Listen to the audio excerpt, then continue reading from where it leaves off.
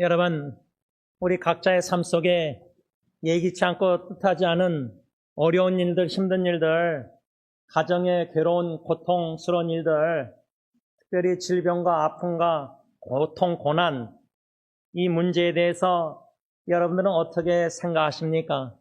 제가 어제 토요 새벽 기도회 때 시편 119편 65절에서 72절 말씀 중심으로 고난은 기회입니다. 6번째 말씀을 전했고 저도 받았습니다. 그 말씀을 어저께 설교 전하면서 제가 서론 부분에 유익한 고난, 우리의 고난을 무익하게 하지 말고 유익하게 만들 수 있는 저와 여러분들이 되기를 권면하였습니다. 그래서 2017년도에 묵상한 시편 119편 67절과 71절인가 두 구절 중심으로 묵상한 글을 여러분들에게 나눴는데 그 짧은 묵상 글의 내용은 뭐냐면 유익한 고난을 어떻게 유익하게 만들 수 있느냐 할 때 세 가지를 제가 구체적으로 좀 다뤘습니다.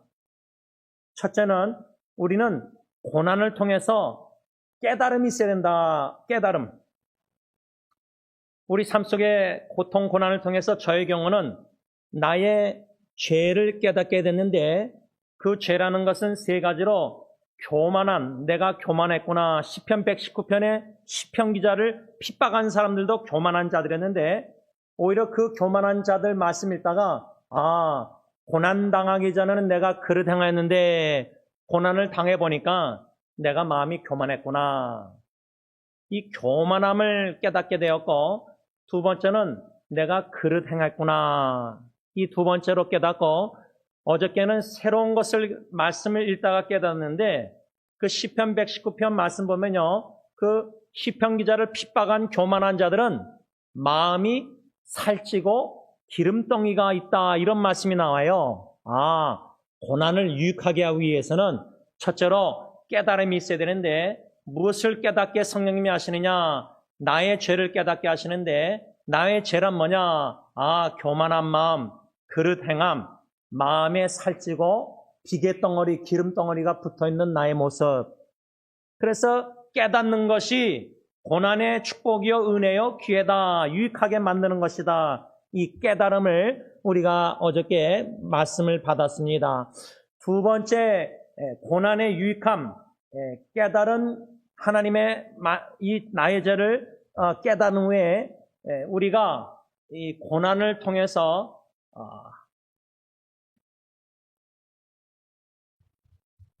잠시 시편 119편 제가 보겠습니다.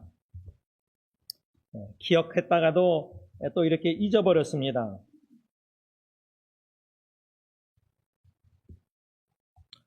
어저께 설교 들으신 분 기억나시는 분들, 깨달음 외에 두 번째 뭐였죠? 세 번째는 지킴, 두 번째는 배움. 감사합니다. 배움입니다. 배움. 고난을 통해서 배워야 되는데 시편 119편 말씀 보면은 주의 율례를 배우게 되었다. 율례들을 주님이 고난을 통해서 가르쳐 주신다. 편안할 때보다. 그래서 배움이 돼야 되고 세 번째는 말씀을 지키게 된다. 그래서 깨달음과 배움과 지킴, 이게 고난의 유익, 축복이고 은혜요 기회다. 이것을 어제 설교 시간에 서론 부분에 제가 짧은 말씀 묵상을 언급했습니다. 그런데 기억하시는 분은 마지막 결론에 가서 제가 똑같이 고난을 우리가 무익되게 하지 말고 유익하게 하기 위해서는 깨달음과 배움과 지킴이 있어야 됩니다. 이렇게 설교를 했는데요. 여러분 학교 다닐 때 페이퍼, 논문, 글을 쓰는 것을 배울 때요. 세 가지로 가르쳐 줍니다. 페이퍼를 쓸 때 첫째는 서론, 두 번째는 본론, 세 번째는 결론. 이렇게 세 가지로 종이에다가 우리가 나눠서 우리 안신자면은 국문과니까 더 잘하실 텐데 그런데 종이를 페이퍼를 논문 쓸 때 서론에다가 제가 어저께 설교는 뭐였죠? 고난을 무익되게 하지 말고 유익하게 해야 됩니다.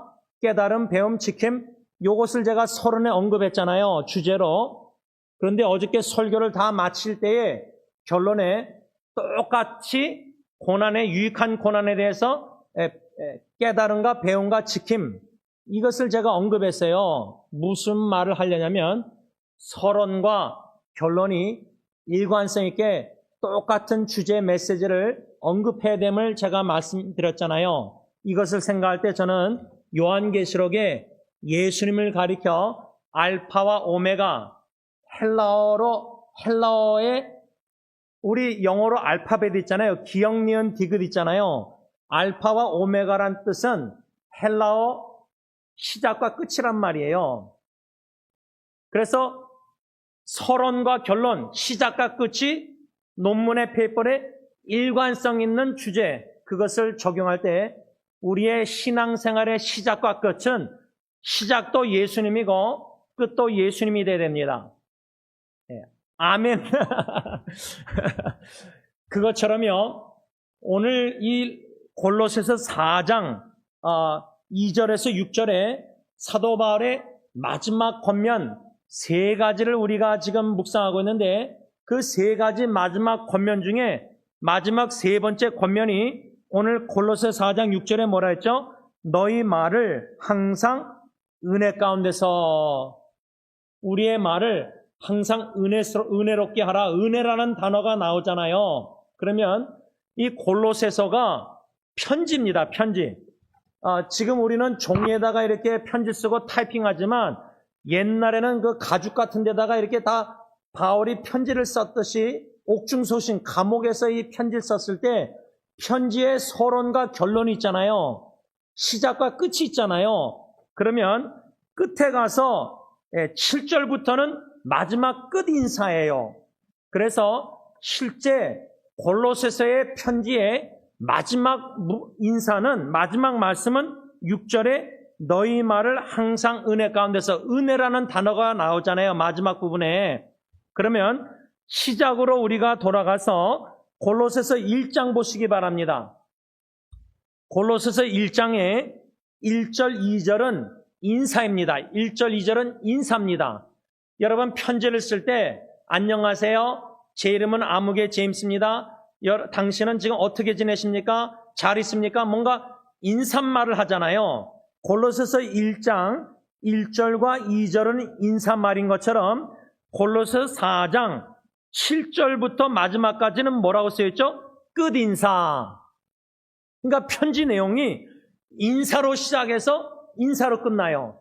시작 인사, 끝 인사. 요거는 이젠 인사고요. 중요한 거는 골로새서 4장 2절에서 6절이 마지막 권면할 때 마지막 권면 중에 세 번째 끝이 은혜를 얘기하잖아요. 사도 바울이 은혜스럽게 말하라, 은혜 가운데. 그런데요, 골로새서 1장 3절부터 8절, 논문으로 말하자면 3절부터 8절을 서론이라고 생각하시고요, 4장 2절에서 6절이 결론이라 이렇게 생각하면 됩니다. 그러면 사도 바울이 서론과 결론, 골로새서 편지의 서론과 결론의 핵심 주제가 뭐냐? 4장 6절에 너희 말을 항상 뭐요? 은혜라는 개념을 언급하잖아요. 근데 서론에 가서 보시면요, 골로새서 1장 6절 보세요. 이 복음이 이미 너희에게 이름에 너희가 듣고 참으로 하나님의 은혜를 깨달은 날부터. 골로새서 편지를 이렇게 좀 분해해서 나눠서 묵상하면요, 결론에 가서도 은혜를 말하고요, 사도 바울은 서론에서도 1장 6절에 하나님의 은혜를 언급하고 있습니다. 그래서 알파와 오메가 되시는 예수님, 우리의 신앙생활 시작도 예수님이고 끝도 예수님이다 할 때에 골로새서 편지의 시작과 끝, 서론과 결론의 일관성 있는 주제는 뭐냐면 은혜다, 그 말입니다. 하나님의 은혜입니다. 은혜. 하나님의 은혜를 골로새서 1장 서론 부분의 3절에서 8절에 특별히 무엇을 은혜로 말하냐면 6절에 이 복음은 뭐냐? 5절 하반절에 곧 너희가 전에 복음 진리의 말씀을 들은 것이라. 골로새 성도들이 예수 그리스도의 복음의 진리의 말씀을 너희 들었을 때에 너희에게 이름에 너희가 듣고 그다음 뭐라 했죠? 6절에 참으로 하나님의 은혜를 깨달은 날부터. 여기서요 무슨 단어가 나오죠? 깨달음. 어제 설교도 고난을 유익되게 만들기 위해서는 시편 119편 깨달음, 나의 죄를 깨달음. 그런데 골로새 1장 6절에 골로새 성도들이 복음을 들었을 때 하나님의 은혜를 깨달았다. 깨달았다는 자체가 은혜라는 겁니다. 여러분, 우리요 저절로 깨닫는 거 아니에요. 깨닫게 하신 말씀을 아무리 읽고 묵상하고 성경 문답하고 설교 수백 번 들어도요 못 깨닫다가요 어느 순간에 하나님이 깨닫게 해주세요. 그래서 성경 66권 어저께 막둥이 예원이가 방 안에 있는데 넣고도 안 하고 확 열더니 들어오더니 아빠 영어로 Daddy 나 구약 다 읽었어 그래요. 올테스맨. 근데 제가 속으로 야 이제서야 구약을 다 읽었냐? 이렇게 말하면 안 되잖아요. 속으로 말을요. 은혜스럽게 말을 할 때 딸이 너무 기뻐서 구약성경 36권을 처음으로 평생 처음 읽어서 기뻐서 아빠에게 나누는데 골로새 4장 6절 은혜롭게 말해야 되잖아요. 딸한테. 근데 마음속으로 야 어떻게 지금에서야 구약성경을 읽느냐 이렇게 마음으로 말했다면 입술로는 은혜스럽게 말한다 치고 마음으로는 그렇게 그것밖에 안 되냐 이렇게 말하면은 그건 위선이죠. 여러분 우리가 골로새 4장 6절 은혜 가운데 은혜스럽게 말할 때 말을 은혜스럽게 하기 전에 은혜가 충만해야 된다는 거예요. 그래서 속에서 나오는 말이 은혜스럽게 속으로도 말해야 돼. 야 예언이가 속으로도 진짜 구약성경을 다 읽었구나. 그런데요 가정에서요 말은 겉으로 은혜스럽게 말하고 비언어도 은혜스럽게 얼굴을 표현하지만 마음으로 흉보고 마음으로 업신여기고 아이 당신은 그것밖에 안 돼? 그것밖에 못 읽었어? 믿음이? 이러면은 은혜스러운 마음이 아니잖아요.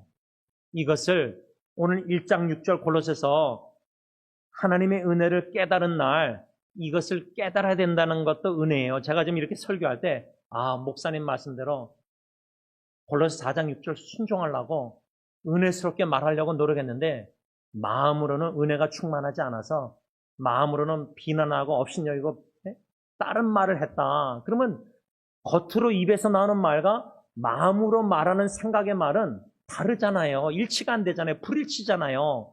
그건 외식이고 가식이고 위선이잖아요. 깨달음 자체도 죄를 깨닫는 것도 외식, 위선도 깨닫는 것도 설교 들으면서 은혜라 그 말입니다. 특별히 사도 바울이 골로새 성도들에게 서론의 편지를 쓰면서 복음을 듣고 깨닫는 것도 은혜지만요.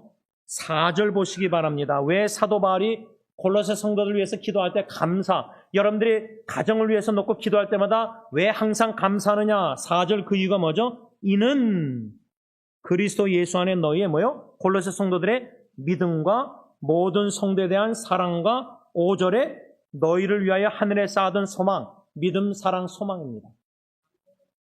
여러분, 여러분들이 예수 그리스도를 믿게 된 거 은혜입니다. 예배서 2장 8절에 은혜가 우리가 노력해서 믿음이 생긴 게 아니라 하나님이 자격이 없지만 은혜 주셨기 때문에 복음을 듣고 예수를 믿게 된 거예요. 수동적으로. 믿음도 은혜요.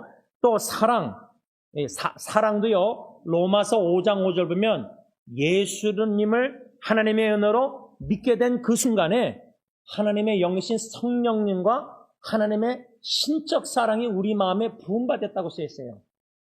그러니까 하나님의 사랑이 부음받은 것도 은혜예요. 은혜. 또 5절에 골로새 1장 5절 하늘에 쌓아둔 소망, 여러분들이 영원한 생명 천국의 소망을 두고 이 땅을 떠나도 할렐루야 찬양하면서 예수로 믿게 된 날부터 죽을 때까지 호흡으로 예수 외치다가 찬양하다가 예수로 마치고 천국 갈 거 아니에요. 소망. 그 소망도요 하나님이 자격 없는 저와 여러분들이 주신 은혜의 선물이라는 거예요. 그러니까 사도 바울이 이렇게 골로새 편지를 쓸 때요, 얼마나 성령의 충만해서 인도하시더라 정교하게 인사말, 또 마지막에도 끝맺히는 인사말, 또 1장 3절부터 8절은 서론, 또 4장 2절에서 6절은 결론, 그 다음에 1장 9절부터 4장 2절까지는 다 본론, 이런 문법을 여러분 좀 생각할 때 사도 바울은 성령 충만해서 모든 편지의 수신자들을 생각하고 하나님의 인도에 따라 붓을 써서 글을 쓸 때 항상 그 내용이 편지 내용이 의도적입니다. 의도적인 목적이 있는 거예요. 제가 지난주 설교하면서 골로새 4장 6절에 너희 말을 항상 은혜 가운데 은혜롭게 하라.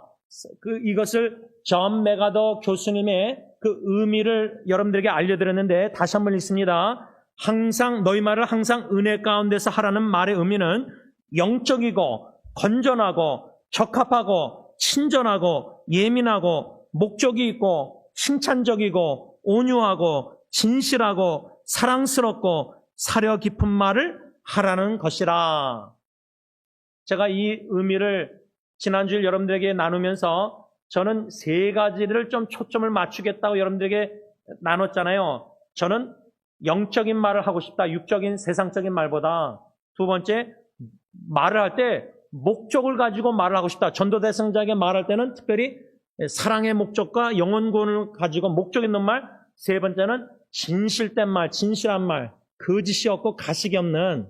그런데요, 그렇게 설교해놓고 일주일 살아오면서요, 제가 존 맥아더 교수님의 그 의미에 무엇을 어겼고 죄를 범했냐면, 친절하고 예민함을 가지고 말하라. 친절한 말을 내가 했는가? 상대방의 감정과 어려움과, 특히 여러분, 제가 지금 암투병 중에 있는 분들을 위해서 기도하고 있는데, 우리 박 전도사님, 지휘자 박 전도사님의 부인 되신 박 권사님뿐만 아니라 한국에 또 여기에 암 환자들이 있는데 또 20대 청년이 지금 암투병 중에 있어요. 그래서 그 어머님 집사님하고 카톡을 다가가서 이제 알아내서 카톡으로 다가가고 시작했는데, 또 폐암 4기 남편과 애 둘 있는 부산에 사는 어느 자매도 지금 암투병 중에 있고, 그래서 또 주로 이제 유방암이 주로 자매들은 많고, 이런 암투병하는 자매들, 지체들 이렇게 다가가면서요, 설교 말씀 유튜브 동영상 어저께 고난은 기회입니다. 6번째, 깨달음과 배움과 지킴, 글을 써서 여러분들에게 카톡방 나누면서 암투병하는 분들에게 나눌까 하다가 안 나눴어요. 왜? 고난은 기회입니다 하지만 깨달음, 나의 죄, 교만함, 그릇 행함, 마음에 살찌고 기름덩이, 이것을 혹시나 글을 읽을 때 시험에 들까봐 제가 못 나눴어요. 암투병 중에 있는데 사랑하는 식구가 내가 암 걸린 게 고난당하는 게 나의 죄 때문인가? 이렇게 시험 들 수가 있잖아요. 그러니까, 근데 여러분, 다른 형제자매들에게는 예민하게 친절하게 배려해서 이렇게 말을 하는데, 가족 식구는 어떻습니까? 가족 식구하고 여러분들 친절하게 예민하게 상대방 배우자, 자녀들, 부모님들 생각하고 예민하게 말하십니까? 또 특별히 이 맥아더 교수님의 그 의미 중에 사려 깊은 말을 하라. 사려 깊은 말을 하라. 이 뜻이 뭐냐? 인터넷 뒤져보니까 상대방의 상황과 감정을 깊이 헤아리고 신중하게 생각하여 표현하는 말을 의미한다. 근데요, 남편이 아내에게, 아내가 남편에게, 부모가 자녀에게, 형제들끼리, 식구끼리는요, 너무 친하고 가까우면요, 교인들에게나 인터넷상에 다른 사람들에게 말하는 거하고 달라요. 식구니까 그냥 말이 나오는 거예요.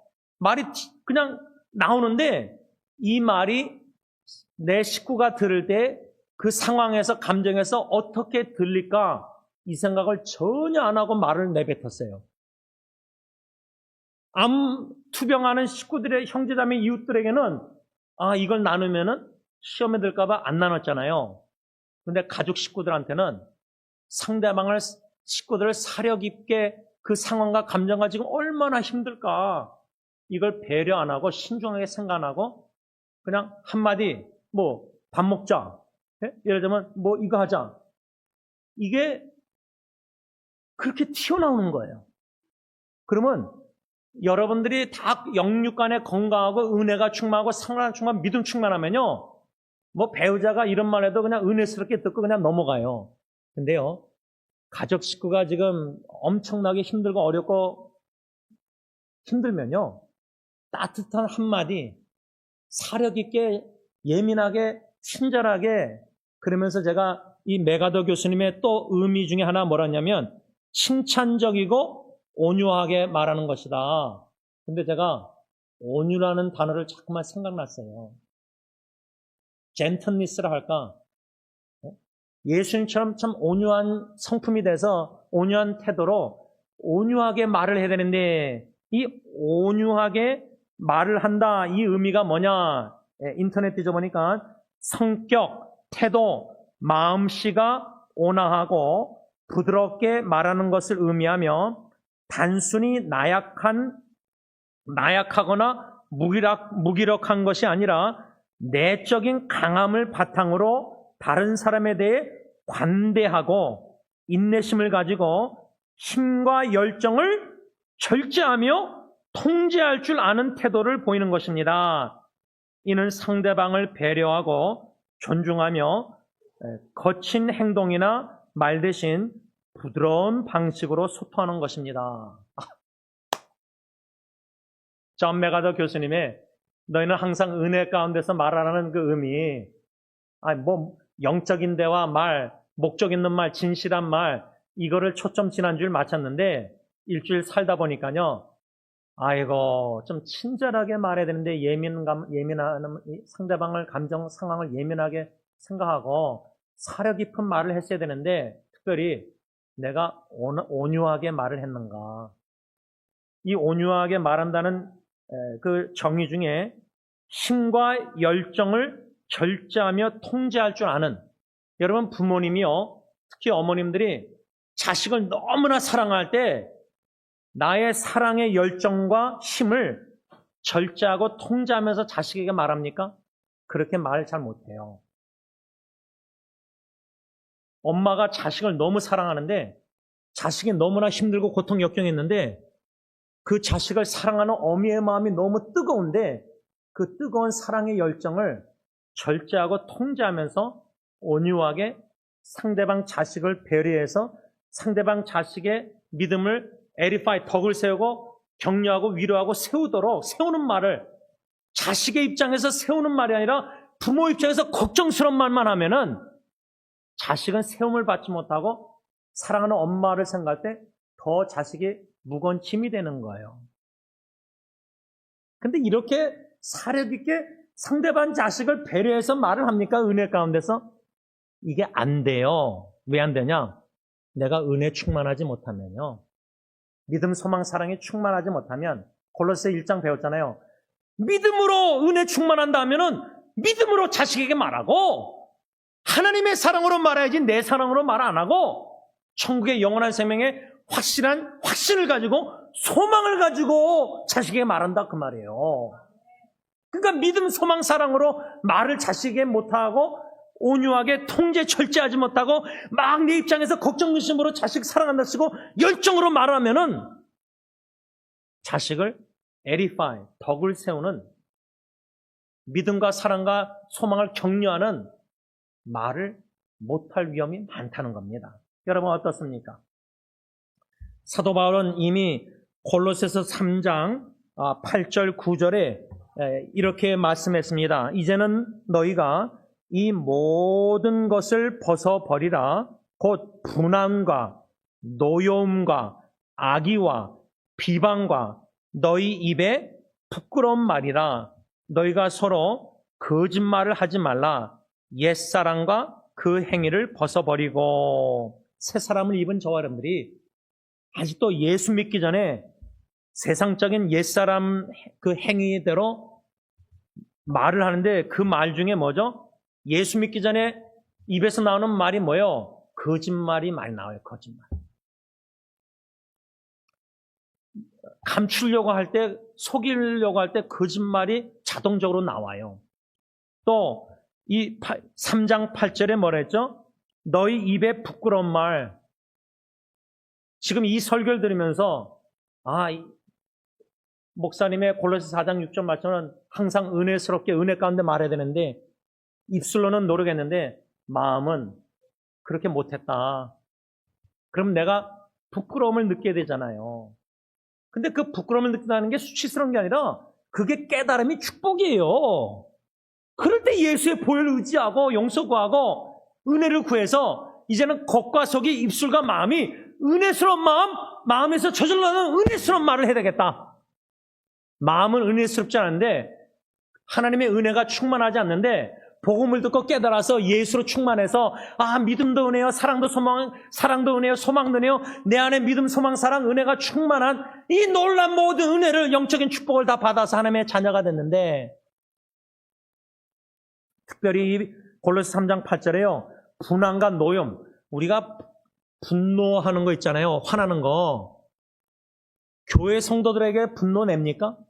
그건 절제 온유한 말로 절제가 돼서 온유하게 말해요. 교인들끼리는. 근데 왜 가정에서는 분노가 절제가 안 되죠? 화가? 온유하게 말한다는 의미가, 은혜 가운데서 말한다는 의미가 그런 분노라는 나쁜 감정도 절제해야 되잖아요. 죄악된 분노도. 통제해야 하고 온유하게 말해야 되잖아요. 부드럽게. 근데 왜 가정에서 분노 속에서 말하느냐? 그거는 아직도 옛사람이 죄악된 근성, 본성이 아직 남아있기 때문인 거예요. 또 3장 8절에 악의와 그다음 뭐랬죠? 비방. 이 비방이라는 단어를 제가 좀 관심을 갖고 헬라어 원어를 좀 찾아봤는데 우리 예수 믿기 전에 불신자였을 때 이 비방의 말이 뭐냐면 중상모략, 다른 사람의 명예를 훼손하는 말. 바울은 이 비방을 예수 믿기 전에 거듭나지 않은 마음의 죄로 여겼다. 그러니까 예수 믿기 전에, 거듭나기 전에, 중상하기 전에 불신자였을 때 이 비방의 말을 했다는 것은 중상모략. 요즘 여러분 인터넷 보면요, 뉴스 보면요, 정치인들 보면은 밑자에 번전하고 막 명예훼손을 해버립니다. 거짓말을 내뱉습니다. 그러면 그 사람, 중상모략 당한 사람은 명예가 얼마나 신취되는지 몰라요. 그거 다시 회복하는 거 엄청나게 힘들대요. 그래서 제가 또 이 중상모략이란 뜻이 뭔가 또 뒤져보니까 근거 없이 남을 헐뜯어 해를 끼치거나 명예를 손상시키는 행위와 꾀를 내어 남을 속이고 해치려는 음모를 꾸미는 행위를 합쳐 이르는 말입니다. 즉 다른 사람의 명예를 깎아내리거나 평판에 피해를 주기 위해 악의적인 말이나 소문을 퍼뜨리고 이를 위해 간사한 꾀를 내는 행동을 의미합니다. 교회 안에서도요, 꾀 부리는 간사한 성도들, 교인들 옛 습관대로 수근수근 뒤에서 어느 누구에 대해서 도마에 올려놓고 칼질하면서 그 사람 평가를 훼손시키고 명예를 훼손시키고 그런 음모를 꾸며서 소문을, 입소문을 막 내는 거예요. 교인들끼리. 목사도 도마 위에 올라갈 수 있고 장로님 다 올라갈 수 있죠. 안식사님들, 직분자들, 열심히 하는 사람들, 질투하나 여러 가지 미워서 싫어서. 여러분, 저는 이 설교를 계속 해오면서요, 너희는 항상 은혜 가운데서 은혜롭게 말하라. 야, 이게 얼마나 인간의 힘으로는 불가능하다는 걸 자꾸만 더 뼈저리게 느껴가는 건데 안 돼요. 교인들 앞에서나 인터넷 사역을 할 때는 그런데 가정사역, 가정에서는 여러분, 가정에서 옷을 편안하게 입지 가정에서도 양복 입고 있습니까? 교회에서는 양복 입잖아요. 양장 입잖아요. 가정에서는 그냥 더우니까 우통 벗고 있어도. 근데 너무 편안하다고 식구들이 말도 우통 벗듯이 너무 편안하게 말하다 보니까 은혜스러운 말이 입에서 안 나갈 때가 많은데 그 원인은 말 자체가 아니라 나 자신이 은혜가 충만하지 못한 것이다. 그 은혜는 뭐냐? 골로새 1장에 복음의 하나님의 진리의 말씀을 받았을 때 깨달은 날부터 깨달음이 하나님의 은혜를 깨달음이 부족하구나. 잃어버릴 때서야 있었을 때가 얼마나 축복인지를 깨닫는 것처럼 건강을 잊고 나서 더 이상 이제 지팡이 짚고라도 교회 못 나오면은 예배당에 올라와서 제 시간에 맞춰서 올라와서 예배 드리는 게 얼마나 이게 귀하고 중요한 것인가. 예배 드릴 수 없는 공산국가, 모슬람국가 선교하다 보면 예를 들자면 마음껏 예배 시간에서 본당의 교회 건물에서 예배 드린 게 여러분 인도에 갔더니 이런 예배당 없잖아요. 건물 말씀을 좀 정리하면서요.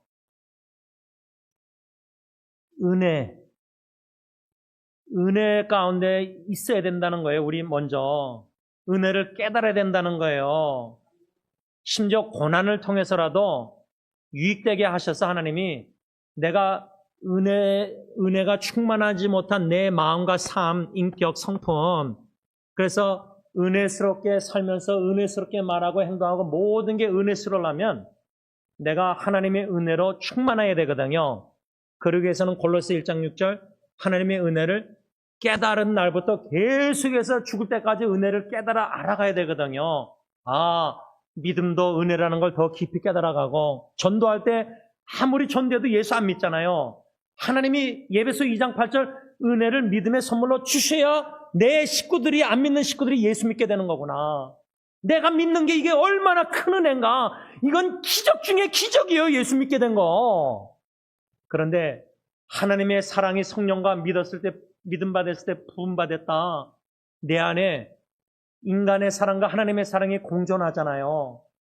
근데 부모가 자식을 하나님의 사랑의 통로가 되려면 사랑이 충만해서 저절로 사랑이 흘러가야 되는데 어미의 아비의 인간의 사랑이 더 충만해져 있으면 온전한 하나님의 사랑으로 자녀를 사랑하지 못하고 너무나 지나치게 엄마 아빠 인간적으로 사랑하니까 절제가 안 되니까 통제가 안 되니까 온유한 사랑의 온유함을 비치지 못하니까 말도 행동도 오히려 부모가 자녀에게 짐이 되는 거예요. 걱정을 끼치는 거예요. 엄마 아빠가 믿음 소망 사랑으로 나에게 위기 가운데도 말을 해주면은 자식이 안심을 할 수 있잖아요. 엄마가 경고 있었으니까 믿음에. 마지막 이야기는 제가 어머님하고 요즘 자주 전화 통화하고 있습니다. 어머님 걱정 마세요. 속 얘기 안 하고 그저 어머님하고 대화하면서 제가 인터넷으로 그냥 짧은 것만 이렇게 잘라서 나누는데 하나 나눈 게 뭐냐면 아멘 어머님. 저희 어머님은 그럼 자주 얘기하시면서요. 아멘 아멘. 그러니까 제가 어머님을 생각할 때 아들로서 걱정이 안 돼요. 모르겠어요. 형하고 여동생 모르겠는데 병원에 모시고 갈 때마다 지난번에도 제가 신경외과 모시고 갈 때 여자 닥터가 저는 걱정 안 된다 그랬어요. 왜? 어머님이 믿음에 경고에 서 있으니까 은혜가 충만하고 할렐루야 찬양 감사 행복하고 기뻐하시니까 성경을 주야로 묵상하시면서 그러면 자식이 걱정을 일부러 만들어서 엄미 생각할 때 막 걱정한다? 그는 자식이 어머니를 믿음으로 사랑으로 소망으로 대하지 못하고 있기 때문이 아니에요. 그걸 생각할 때 여러분들의 가정에서 은혜로 충만한 가정이 되기 위해서는 말씀을 지금 받는 저 여러분들이 하나님의 은혜를 깨달아야 돼요. 골로새 1장 6절. 그래서 은혜 충만하여서 입에서 나오는 말뿐만 아니라 마음에서 상대방에게 가정에게 이웃들에게 성도들에게 드는 생각이 은혜스러운 생각의 말을 하시는 저 여러분들 될 수 있길 바랍니다. 은혜가 충만하신 풍성하신 하나님 예수님을 생각하면 그저 좋습니다. 감사합니다.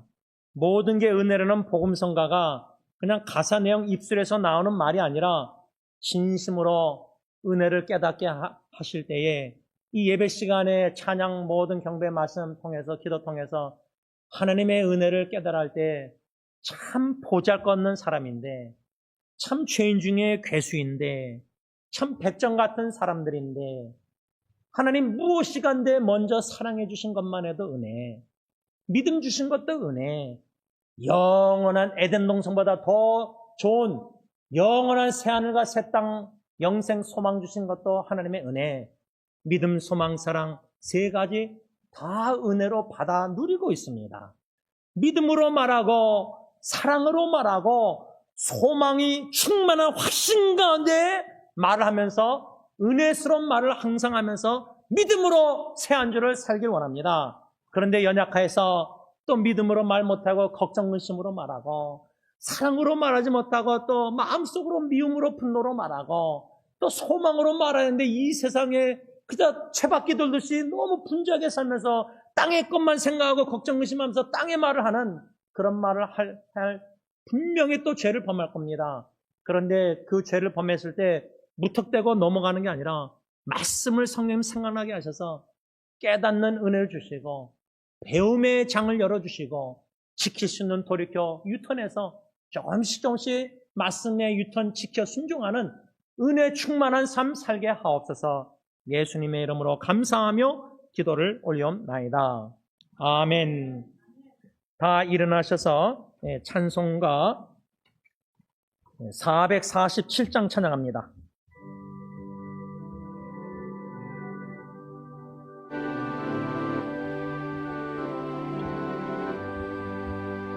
이 세상 끝날까지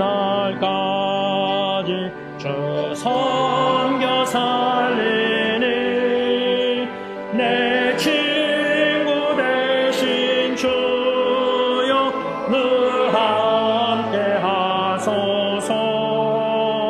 주 나와 함께 하며 전쟁도 걸었고 주 나를 인도하며 늘 안심하리라. 나 주를 따를 때에 주 약속하신 것 그 영광 중에 모두 이루어 주소서. 나 주의 뒤를 따라 섬기며 살리니 그 크신 은혜 속에 나 인도하소서. 이 세상 온 가시여 내 맘을 흔들고 저 악한 원수들이 안팎에 있으나 주 나를 돌보시사 내 방패 되시고 내 옆에 계신 것을 늘 알게 하소서. 저 영광 빛난 것이 주 허락했으니 그 허락하신 것을 늘 사모합니다. 끝까지 쉬지 않고 주 따라가리니 주 넓은 사랑으로 늘 인도하소서.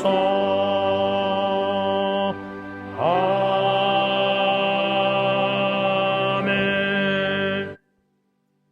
하나님, 로마서 5장 20절 말씀을 붙잡습니다. 새 한 주 살면서 말씀을 어기고 더욱더 죄를 더 많이 질 텐데 더 많이 깨달을 텐데 깨달음 속에 허우적거리지 말게 하시고 죄를 깨닫는 것이 얼마나 고난의 큰 축복이고 기회고 은혜인지 죄가 깨닫는 넘치는 곳에 더욱더 은혜가 넘침으로 말미암아 나의 나된 것이 하나님의 은혜입니다 고백하면서 은혜로도 수고하는 은혜의 힘으로 수고하는 은혜 충만한 저희들이 다 되게 하여 주시옵소서. 이제는 우리 주 예수 그리스도의 십자가의 그 은혜와 독생자 예수 그리스도를 내어주신 아빠 아버지의 그 크신 사랑하심과 성령 하나님의 교통하심이 나의 나된 것 우리의 모든 하나님의 은혜로 충만하여 은혜 힘으로 수고하기로 헌신하는 모든 성도님들과 가정과 교회 위에 이제부터 영원토록 함께 있을지어다. 아멘.